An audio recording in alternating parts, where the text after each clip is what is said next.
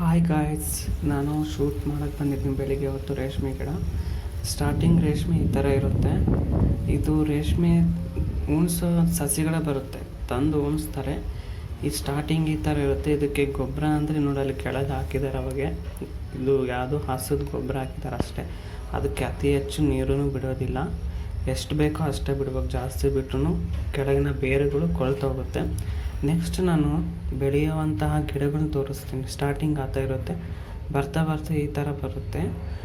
Next ಇವು ರೇಷ್ಮೆ ಕೊಂಬೆಗಳು ಮುರ್ಕೊಂಡು ಹೋದ್ರೂ ನೆಕ್ಸ್ಟ್ ಚಿಗುರ್ತಾನೆ ಇರುತ್ತೆ. ಇದಕ್ಕೊಂದು 2 ವರ್ಷ ಟೈಮ್ ಇರುತ್ತೆ, ಚಿಗುರ್ತಾನೆ ಇರುತ್ತೆ. ಕಟ್ ಮಾಡ್ದಂಗೆಲ್ಲ ಚಿಗುರುತ್ತೆ. ಎಷ್ಟು ಬಿಟ್ಟರೆ ಅಷ್ಟು ಅಗಲವಾಗಿ ಹರಡ್ಕೊಳುತ್ತಿದ್ದು ರೇಷ್ಮೆ. ನೋಡ್ರಿ, ಇಲ್ಲೆಲ್ಲ ಕಡೆ ತೋರಿಸ್ತಾ ಇದ್ದೀನಿ ರೇಷ್ಮೆನೇ ಚೆನ್ನಾಗೆ. ಈ ಕಡೆ ಸೈಡೆಲ್ಲ ಜಾಸ್ತಿ ರೇಷ್ಮೆನೇ ಹಾಕೋದು. ನಾನು ಈ ಶೂಟ್ ಮಾಡೋದನ್ನ ಕೇಳಿ, ರೈತರನ್ನ ಕೇಳಿ ನಾನು ಶೂಟ್ ಮಾಡ್ತೀನಿ. ಸುಮ್ಮನೆ ಪರ್ಮಿಷನ್ ಯಾರೂ ಕೊಡೋದಿಲ್ಲ.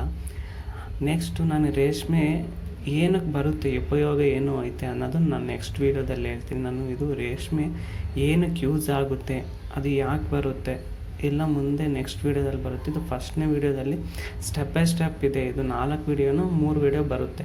ಅದು ನಾನು ಗೆಸ್ ಮಾಡಿ ಹೇಳ್ತೀನಿ. ನಾನು ಫಸ್ಟ್ನೇ ವೀಡಿಯೋದಲ್ಲಿ ಇದೊಂದೇ ರೇಷ್ಮೆ ಗಿಡಗಳು ಯಾವ ಥರ ಬೆಳೆಯುತ್ತಾರೆ, ಅದಕ್ಕೆ ಗೊಬ್ಬರ ಎಷ್ಟು ಹಾಕ್ತಾರೆ ಅದನ್ನು ಹೇಳ್ತಾಯಿದ್ದೀನಿ. Thank you all of you.